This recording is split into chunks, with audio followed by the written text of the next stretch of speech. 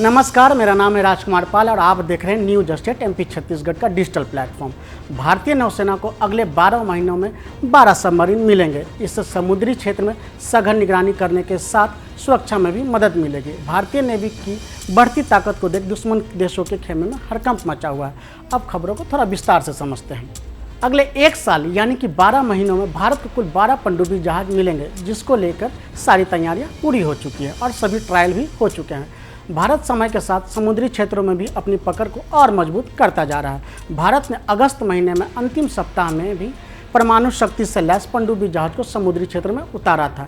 यह भारत की सुरक्षा के लिए एक दीवार बनकर खड़ा रहेगा। इसी बीच भारत के रक्षा मंत्री राजनाथ सिंह ने भारतीय सैनिकों को किसी भी मामले से निपटने के लिए तैयार रहने को कहा है, यानी इंग्लिश में कहे तो प्रिपेयर फॉर द अनएक्सपेक्टेड। हालांकि इस दौरान रक्षा मंत्री राजनाथ सिंह ने किसी देश का नाम नहीं लिया, ना ही कोई और संकेत दिया। विश्व में पहले से ही दो फ्रंट पर युद्ध चल रहे हैं। पहले फ्रंट में रूस और यूक्रेन का, तो दूसरे फ्रंट में इजराइल और हमास का युद्ध चल रहा है। फिलहाल इन दोनों युद्ध के कारण बंद होने के आसार नहीं लग रहे हैं। वैसे बीते दिनों रूस के राष्ट्रपति व्लादिमीर पुतिन ने कहा कि भारत अगर चाहता है तो वो शांति की ओर जा सकता है। वैसे वर्तमान समय में भारत के अपने पड़ोसी देशों के साथ रिश्ते कुछ खास ठीक नहीं हैं। इस कारण सुरक्षा के मानक से हथियार और सैन्य तंत्रों का जखीरा बढ़ाना लाजमी हो जाता है। भारतीय नौसेना को अगले 12 महीनों के अंदर 12 जंगी जहाज व पनडुब्बी मिलेंगे। इसमें एक सबमरीन, 2 कॉर्वेट, 3 सर्वे वैसल और 5 डिस्ट्रॉयर मिलने के आसार हैं। इनमें से कुछ को अपग्रेडेड किया गया है तो कुछ नए हैं। इन सब के ट्रायल लगभग पूरे हो चुके हैं। ये सभी जहाज सरकार की ओर से निर्धारित जगहों पर तैनात किए जाएंगे, जिससे कि समुद्र में भी दुश्मनों की गतिविधियों पर नज़र रखी जा सके। भारतीय नौसेना में इन जहाज़ों के आने से ओशियन रीजन का सुरक्षा स्तर पहले से और ज़्यादा बढ़ जाएगा। ये पनडुब्बी जहाज सेना को तब मिलेंगे जब भारत के पड़ोसी देशों के साथ रिश्ते तनावपूर्ण हैं। दूसरी तरफ बांग्लादेश में तख्तापलट होने के बाद भारत और बांग्लादेश के रिश्तों में भी तल्खी बढ़ी है, क्योंकि अंतरिम सरकार की हालत खुद ही पक्की नहीं दिख रही है।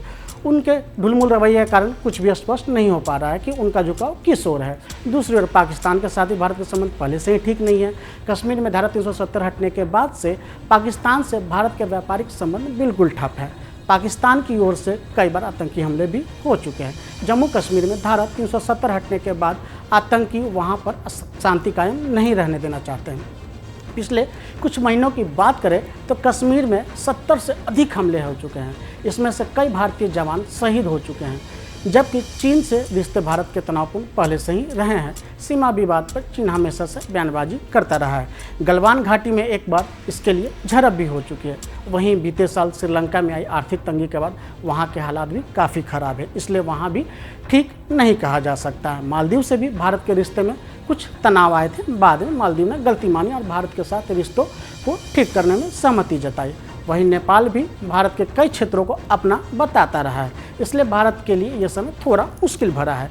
इस कारण भारत को सुरक्षा के तंत्र बढ़ाने की जरूरत है। भारतीय नौसेना में जो 12 सबमरीन शामिल होने वाले हैं, उनमें से एक INS बागशीर भी शामिल है। इसकी तैनाती इसी साल दिसंबर तक की जा सकती है। यह डीजल इलेक्ट्रॉनिक अटैक वाली पनडुब्बी है। यह समुद्री बारूद बिछाने, क्षेत्र में निगरानी करने, खुफिया जानकारी एकत्रित करने के लिए डिज़ाइन की गई है। इसके अलावा सर्वे वेसल के लिए INS संशोधक और INS निर्देशक को पर काम लगाया जाएगा। INS रक्षक को मार्च महीने में तैनात किया जा सकता है। इससे हाइड्रोग्राफिक सर्वे के काम किए जाएंगे। कॉन्वेट्स के अंतर्गत INS अर्नाला की तैनाती नवंबर महीने में की जा सकती है, जिसमें युद्धपोत पर 7 अधिकारियों के साथ 57 नौसैनिकों की तैनाती हो सकती है। अगले साल अगस्त महीने में INS माहे भी आ सकता है, जो INS अर्नाला की तरह ही होगा। फ्रिक्टर्स के अंतर्गत तमाला फरवरी 2025 तक नौसेना को अपना हिस्सा बना सकता है, जो कि एक जंगी जहाज है।